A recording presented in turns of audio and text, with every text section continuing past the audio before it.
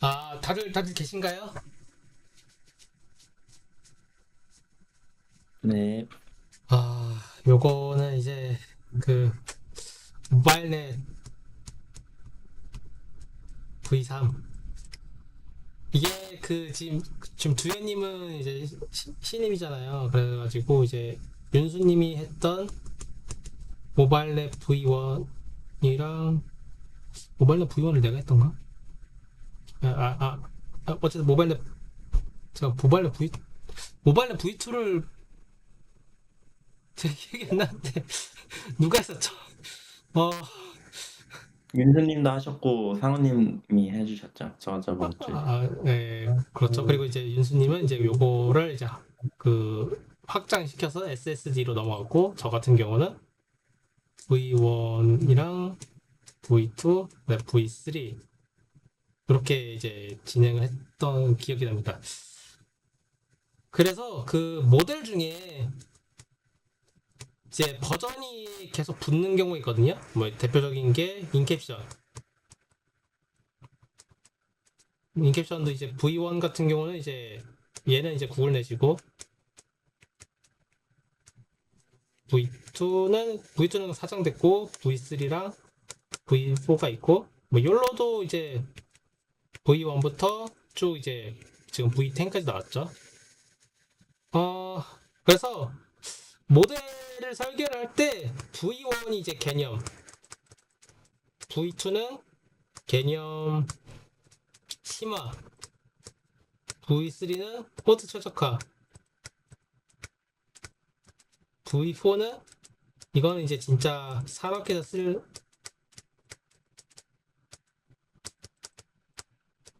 약간 이렇게 흘러가는 것 같긴 해요.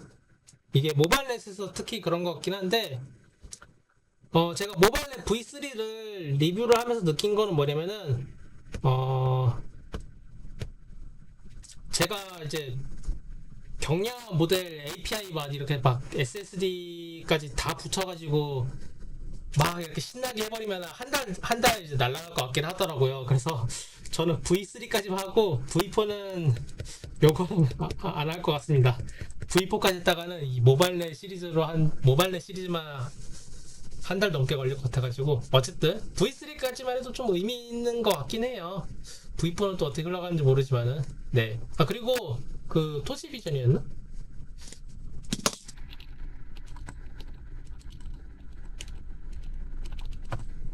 아마 제 기억상으로 토치 비전에서 제공하는 이 프리 트레인드가 그러네 V3까지만 나오네.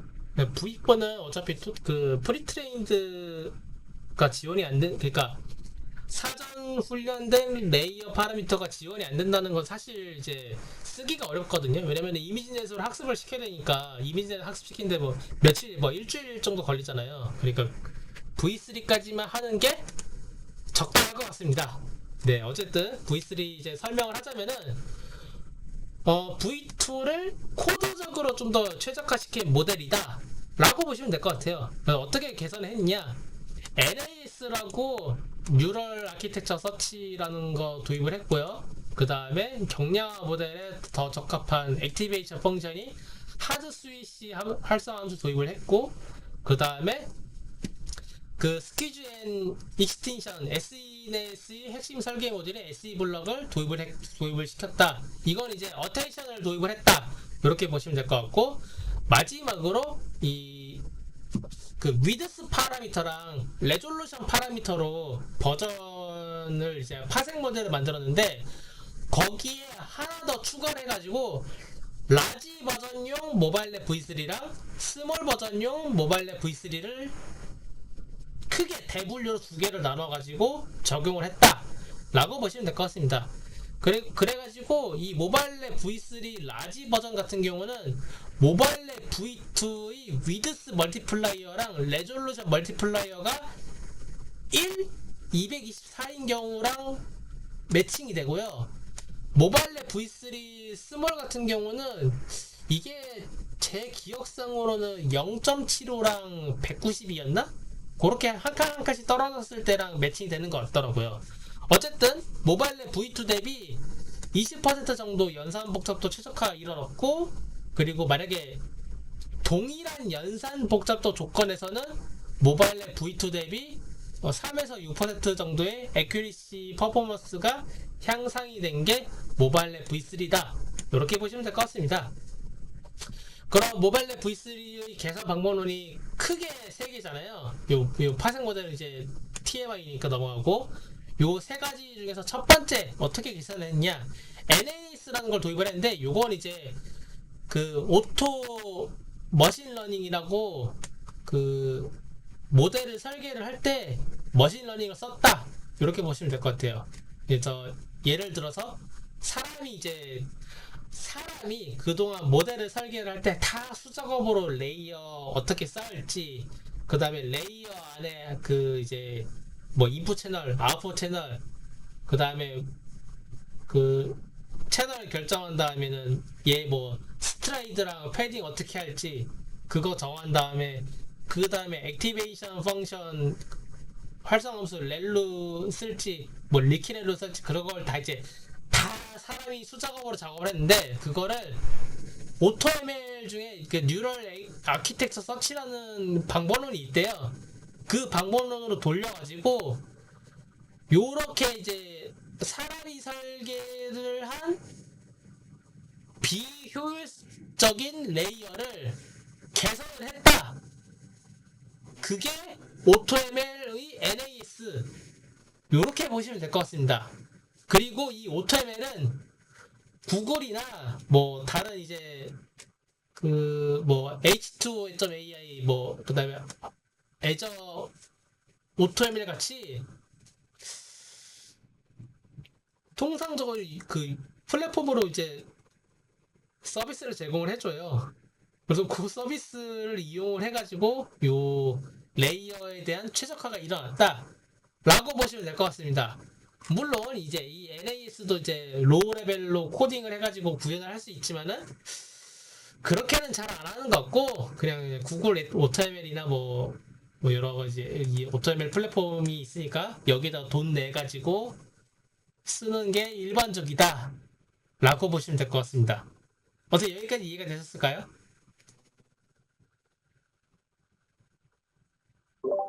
네. 예.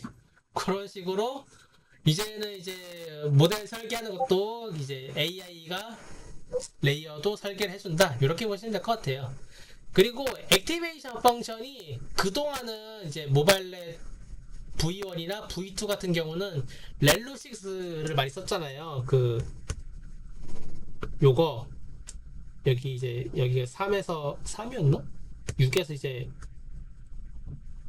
이렇게 넘어가는 렐루 함수를 주로 썼는데, 이 렐루 말고 좀 더 좋은 비선형을 갖고 있는 액티베이션 펑션을 사용을 해보자. 그래서 찾아낸 게 그 이제 새로운 액티베이션 펑션을 적용하는 식으로 개선이 된 게 모바일넷 V3다 라고 보시면 됩니다. 그래서 이제 모바일넷에 사용된 렐루부터 그 한번 이제 그러니까 왜 활성화 함수 기존에 좋은 렐루가 있는데 다른 활성화 함수를 썼냐, 요거를 확인을 하려면은 렐루가 왜 좋은지부터 이제 한번 쭉 그 훑고 넘어갈 필요성이 있거든요. 그래서 렐루를 한번 이제 렐루의 장단점을 분석을 하자면은, 렐루는 일단 계산 효율성이 좋아요.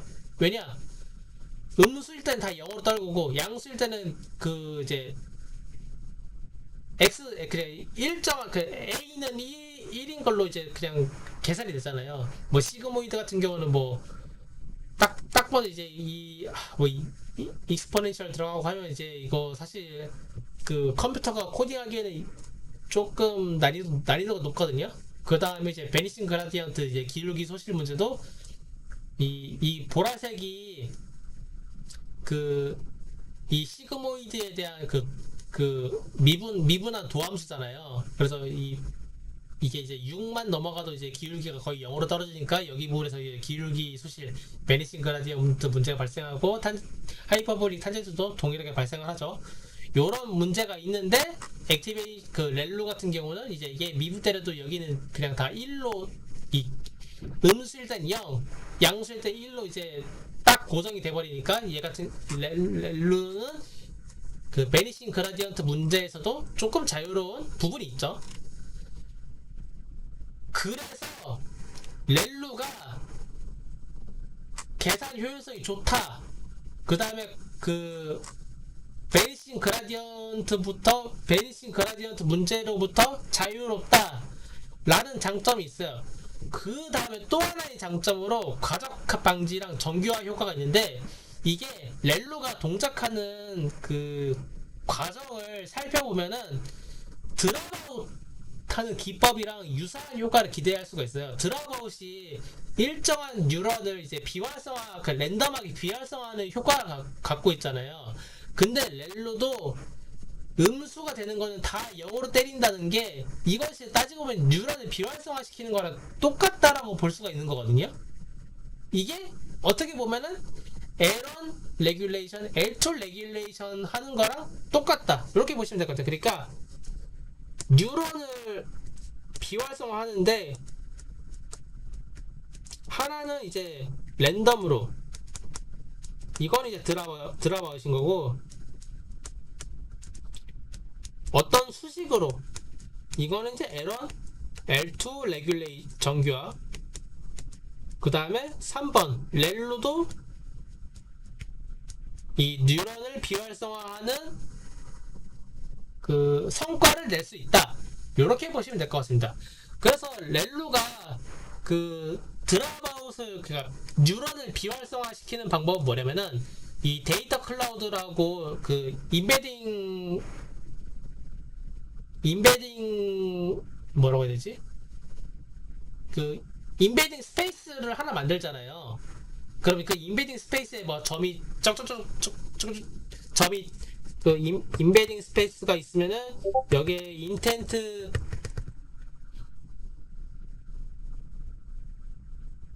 그 음수로 따지는 부분이 드랍아웃을 한 거랑 똑같다라고 보시면 돼요.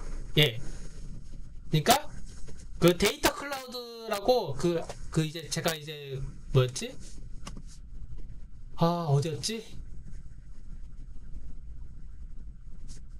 잠깐만요. 여기 있다.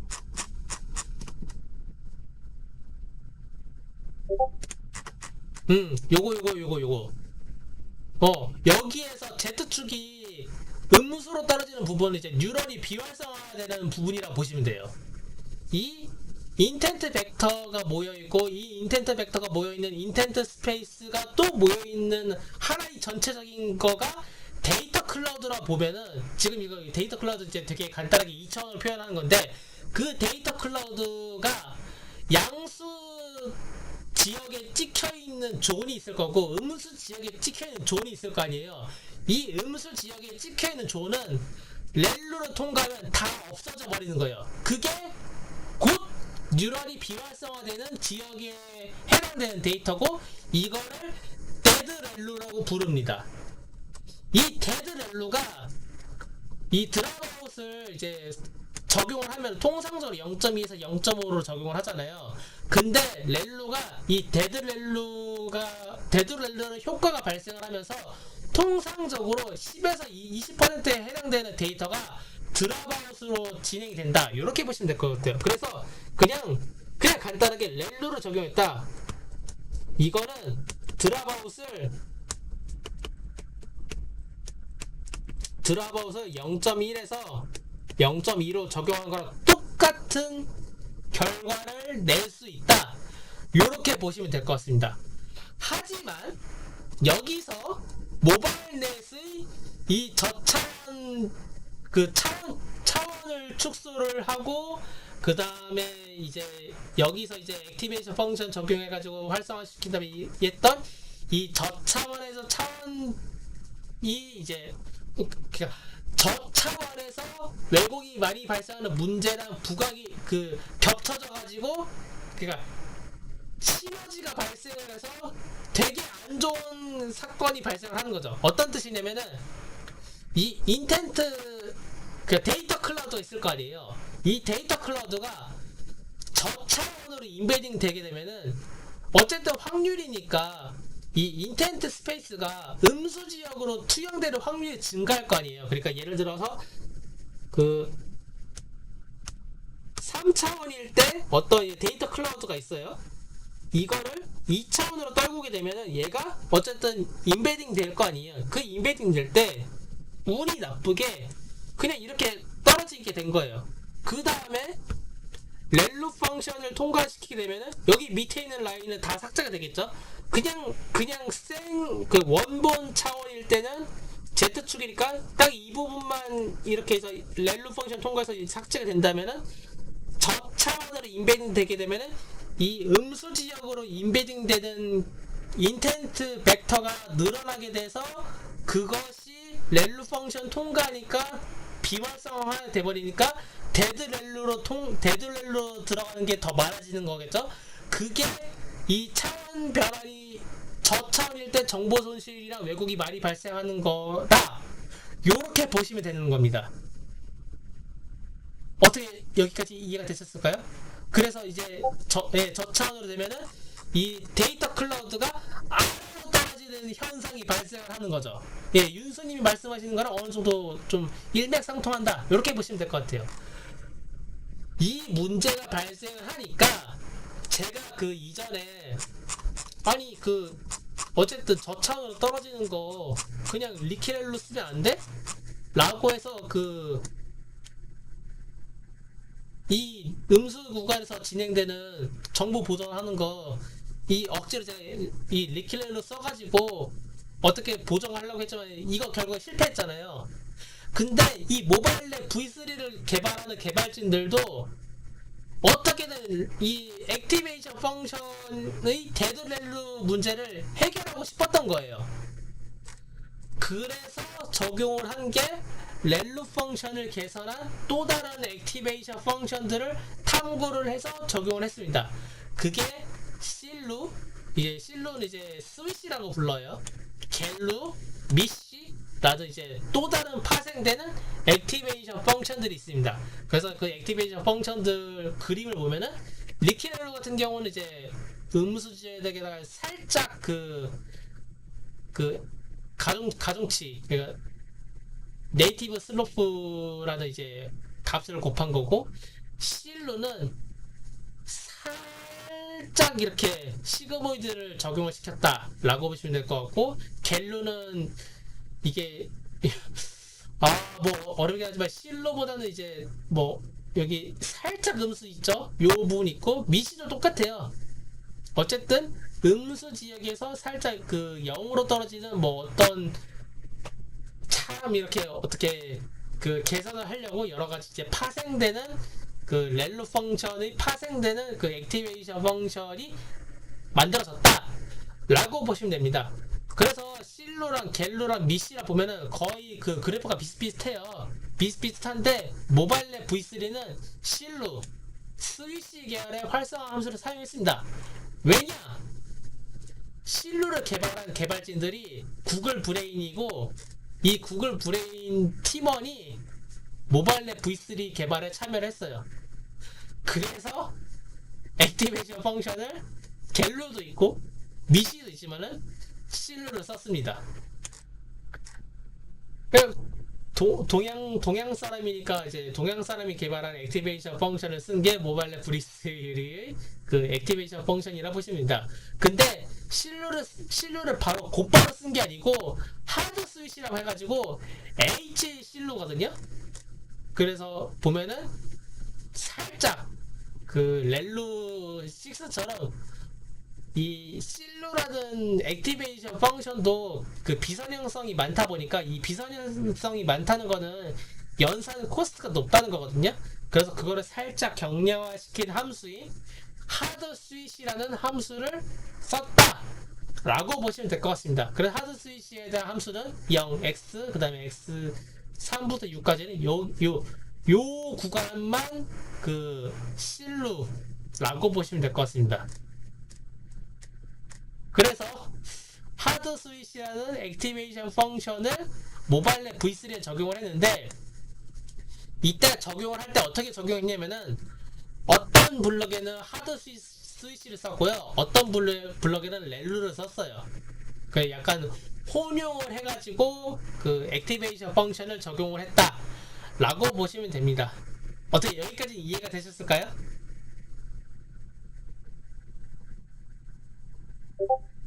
예. 네. 그리고 이 SE넷의 핵심인 SE 블럭. 이 SE 블럭은 사실 어텐션 스코어를 적용을 시켜가지고 그 데이터를 의미 있는 데이터에 대해서는 그 의미가 있는 채널에는 가중치를 좀 더 부여하는 식으로 그 이 블럭에 대한 정확도를 높이는 식으로 적용을 했잖아요. 그거를 이제 모바일 랩 V3에도 동일하게 적용을 했습니다. 그래서 어텐션 스코어를 계산을 해서 적용하는 이 SE 블럭은 이건 약간 그 이런 느낌을 보면 돼요. 내가 어떤 모델을 설계를 했어요. 근데 그 정확도가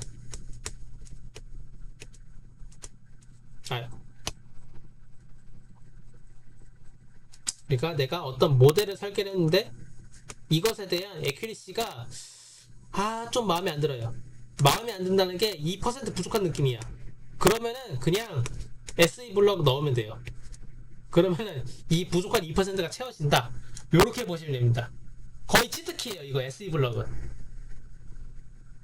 그래서 내가 모델을 설계를 했는데 정확도가 좀 마음에 안 드는 것 같아. 그러면 그냥 SE 블럭 넣으면 웬만하면 해결이 됩니다. 이렇게 보시면 될 것 같습니다. 그래서 이제 SE 블럭을 적용을 했는데 이 SE 블럭이 이 코드 개선이 좀 일어났어요. 어떤 코드 개선이 일어났냐?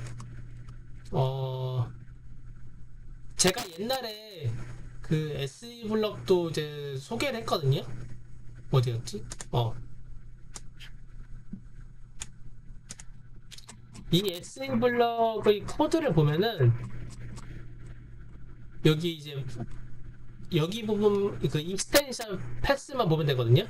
익스텐션 패스에 nm 리니어가 들어가서 하는 게 이게 정석이에요. nm 리니어를 써서 하는 게 정석인데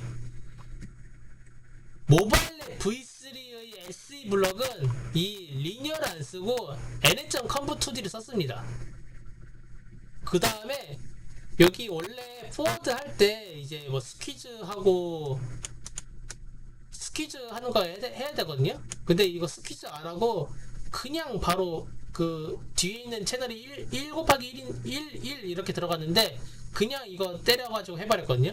그래서 원래 원본 SE 블럭이랑 모바일 V3에 적용된 SE 블럭이랑 코드는 똑같이 돌아요. 코드는 똑같이 도는데 nm 리니어를 nm.conv2d로 바꾸면서 이 스퀴즈 연산을 안 해도 되고 그 다음에 conv2d가 좀 더 그 GPU 병렬 연산 처리에 좀 더 친화적입니다. 그러니까 어떤 뜻이냐면은 nm.리니어가 nm.리니어보다 nm.conv가 이게 GPU 연산에 좀 더 좋아요. 얘가 좀 더 빨리 돌아요. 좀 더 빨리 돌고 좀 더 그 연산이 빨리빨리 진행이 된다 라고 보시면 될 것 같아요. 그거를 적용을 했다 보시면 될 것 같습니다. 근데 이게 그 이제 스퀴즈 그러니까 여기 이제 컴퓨터들이 써도 되는 게 차원이 1,1이잖아요. 그래서 이거는 그 스퀴즈 안 하고 해도 어차피 똑같이 이제 그 여기 FC 레이어 돌아가는 거랑 똑같이 흘러가는 거거든요. 여기 이제 1,1인데 이거 인풋 채널, 아웃풋 채널 이렇게 들어가서 이렇게 나오는 거 이거 해보면은 두 개가 그냥 같아요. 그래서 이 모바일 랩 V3에 SE 블럭 적용할 때는 이 컴퓨터2D를 해도 그 연산이 동일한 연산이 나오고 어쨌든 따지고 그 이제 커널 단으로 들어가면 이제 왜 GPU 연산에 이제 컴퓨터2D가 더 좋은지 나오긴 하지만은 어쨌든 얘가 더 빠르게 코드 연산이 가능해진다 라고 보시면 될 것 같습니다. 그런 식으로 진행이 됐다라고 보시면 될 것 같고요. 그래서 이 어텐션 스코어라는 개념이 들어간 이 SE 블럭이 도입이 됐고 이 SE 블럭 쓸 때 여기 이제 렐로 들어가거든요. 아니 렐로가 아니라 이 마지막에 그 시그모이드가 들어가요. 여기 보시면은 이 SE 블럭 마지막에 nn 시그모이드 해가지고 이 nn 시그모이드가 어텐션 스코어를 계산하는 부분이거든요. 근데 이 부분도 여기 보이면 하드 시그모이드라고 해가지고 이 초록색 곡선의 이 활성화 함수로 썼습니다. 따지고 보면 이제 그 원래 원본 시그모이드인 이 파란색은 곡선이니까 이거 비산율성이 있는 거잖아요. 얘는 이제 연산 코스가 좀 더 높거든요. 비산율성이 있는 거라서. 그래서 이 초록색 딱딱딱 칼같이 끊어지는 요 H 시그모이드 함수를 써가지고 이 SE 블록 연산하는 것도 조금 더 개선이 이루어졌다 라고 보시면 될 것 같습니다. 그래서 전체적인 모델 그 모바일랩 V3 버틀랩 블럭 보면은 여기 이제 그 익스펜션 그 레이쇼 들어가지고 채널 확장 일어나고, 그 다음에 데스와이즈 컨볼루션 들어가서 이제 그 연산 코스트 감소시킨 다음에 SE 블럭 적용을 해가지고 에큐리시 향상시키고, 그 결과값이 이제 다시 이제 차원수가 일어나는 식으로 요런 식으로 이제 적용이 된다 라고 보시면 될 것 같습니다. 그리고 이제 이 첫 번째 건 이제 스트라이드 2인 옵션인 거고, 아니 스트라이드 1인 옵션이니까 여기 검정색으로 이렇게 레지듀얼 커넥션 들어가고, 스트라이드 2일 때는 이제 보시는 것처럼 레지듀얼 커넥션은 없는 식으로 이 모델이 구성이 된다 라고 보시면 될 것 같아요. 그래서 모바일랩 V3의 버틀넥 블럭은 이런 식으로 개선이 됐다 라고 보시면 될 것 같습니다. 그래서 이제 상세하게 좀 더 살펴보면은 렐루 들어가는 거랑 하드 스위치 액티베이션 펑션 들어가는 거 있고, 그 다음에 SE 블럭이 적용이 되는 게 있다 라고 보시면 될 것 같습니다. 그래서 모바일랩 V2 대비 V3는 이런 식으로 코드, 그러니까 레이어의 개선이 이루어졌다 이렇게 보시면 될 것 같아요.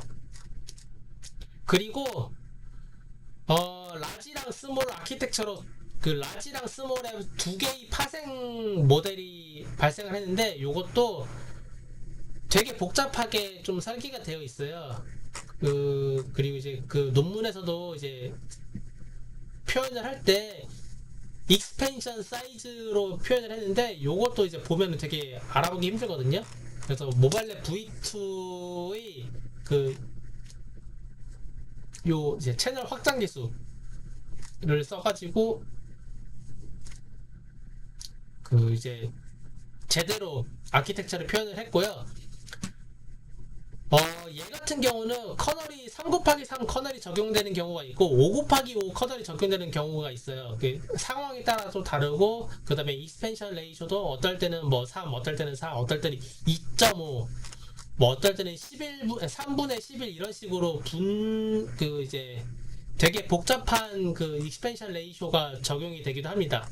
그 다음에 뭐 이제 이 SE 블럭도 있잖아요. SE 블럭이 어떨 때는 적용이 되고 어떨 때는 적용이 안 되고, 되게 좀 복잡하게 설계가 돼 있어요. 그 다음에 렐루도 어떨 때는 그냥 렐루 적용이 되긴 했고, 어떨 때는 하드 스위치도 이제 HS로 이제 줄여서 표현을 했습니다. 이렇게 라지 모델이랑 스몰 모델 두 가지 파생 모델로 적용이 되어 있고, 그 아까 제가 이제 NAS 요거 이제 적용했다 했잖아요. 이 NAS가 적용이 된 모델은 이 Efficiency Last Stage라고 해가지고 여기 4개의 레이어에 적용이 되어 있다라고 보시면 됩니다. 그래서 여기 NBN 같은 경우는 이거는 무슨 뜻이냐면은 Non Batch Normalization 이라 가지고 배치 노멀라이제이션 레이어가 없는 거를 NBN이라고 표현을 했다 이렇게 보시면 될 것 같아요.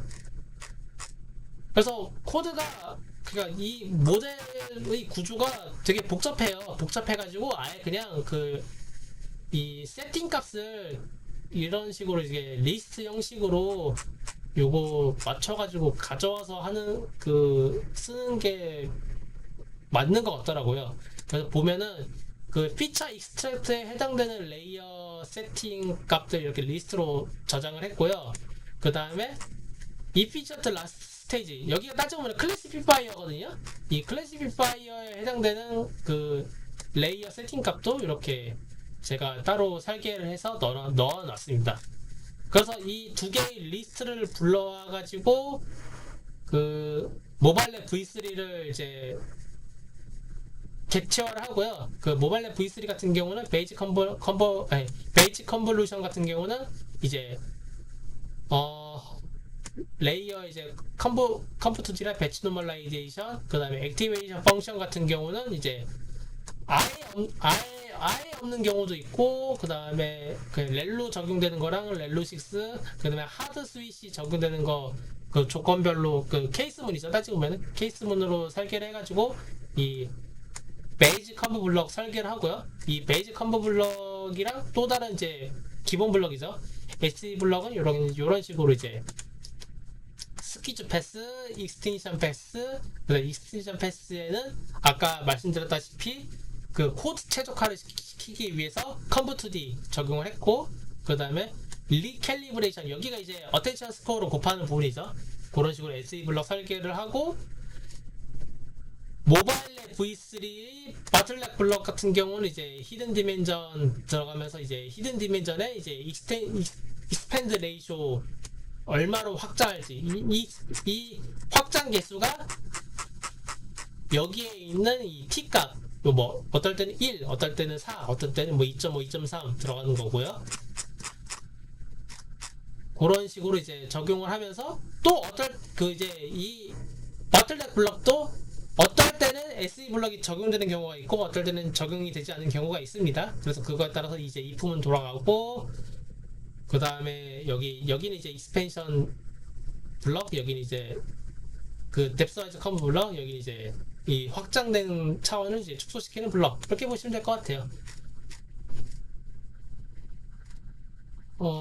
그렇게 해서 그렇게 하고 이제 라스트 스테이지, 요건 이제 그 클래시피파이어거든요. 그 클래시피파이어는 요거 컴브2D랑 에버풀 이제 컴브2D에 이 클래시피파이어도 그 nn 리니어를 안 쓰고 그 아까 이제 SE 블럭에서 이제 코드 최적화를 컴브2D로 했잖아요. 그거랑 동일한 기법이 이 라스트 스테이지에도 적용이 됐다라고 보시면 될 것 같아요. 그래서 FC 레이어를 컴브2D로 구현을 했고, 그거 컴브2D로 구현했으니까 코드 최적화가 일어났다라고 보시면 될 것 같습니다. 그리고 이 라스트 스테이지도 얘도 그 라지 모델이랑 그 스몰 모델의 그 세팅 값이 조금 달라요.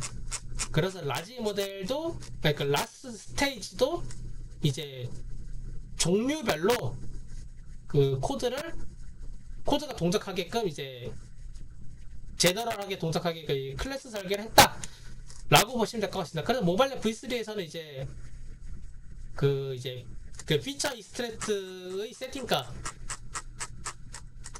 요 세팅값별로 이제 레이어 가져오고, 그 다음에 이제 라스트 스테이지도 이제 라지 모델인 경우랑 스몰 모델인 경우에 맞춰서 가져오게끔 이제 코드 그 레이어를 쌓아가는 식으로 코드를 설계했다 라고 보시면 될 것 같습니다. 그리고 이제 이 모바일랩 V3도 당연히 위드스 멀티플라이어 옵션 당연히 들어갑니다. 그런 식으로 설계가 됐다 라고 보시면 될 것 같아요. 그래서 이거 그 제가 저번에 어디였지?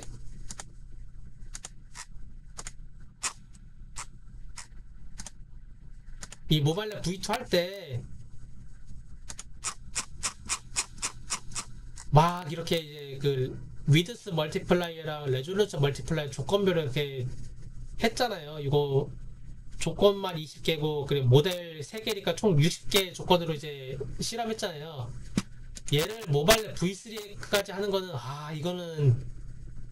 이거는 사람이 할 짓이 아닌 것 같더라고요. 그래서 그냥 위드스 멀티플라이어 1인 경우랑 레졸루션 멀티플라이어 224로 놓고 그냥 간단하게 코드 돌리고 끝냈습니다. 코드 돌리면서 또 끝냈는데, 그 다음에 제가 뭐 했냐면은 여기에다가 이제 그 모바일넷 전체 다 올렸거든요. 전체 다 올렸다는 게 무슨 뜻이냐면은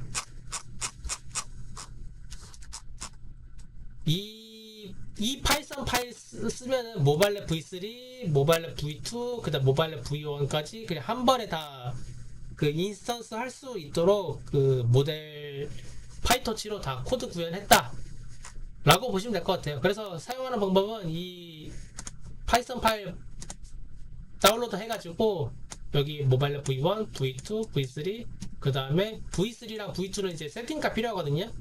아니 V1도 필요하고 세팅값 가져오고 그 다음에 디버그 함수까지 가져와가지고 그냥 이런 식으로 인스턴스와 여기 앞에 1이 들어가는 게 뭐냐면은 이건 이제 위드스 멀티플라이어 인자값이고 여기는 이제 라지 모델로 할지 스몰 모델로 할지 그 피처 익스트랙터 세팅값 가져오는 거고 요 1000은 이제 넘버 클래스죠. 그런 식으로 이제 이렇게 그 간단하게 인스턴스화 할 수 있도록 파이썬 파일을 만들었다 라고 보시면 될 것 같습니다. 그래서 코드 그 구현하는 거랑 그 위드스 멀티플라이어 조건 설계하는 거 그 다음에 모델 디버깅까지는 다 마쳤어요. 그런 식으로 모바일넷 V3를 설계를 했고 코드 만들어서 이제 모듈화 배포했고 네, 성능 테스트까지 그냥 간단하게 진행했습니다. 요거는 이제 모바일넷 V2처럼 이제 빡세게는 안 했어요. 이거 하면은 이거 하는데 이거 하루 걸리니까 너무 오래 걸리기도 하고 힘들어가지고 때려쳤습니다. 예, 그렇게 보시면 될 것 같습니다. 어떻게 질문 있으실까요?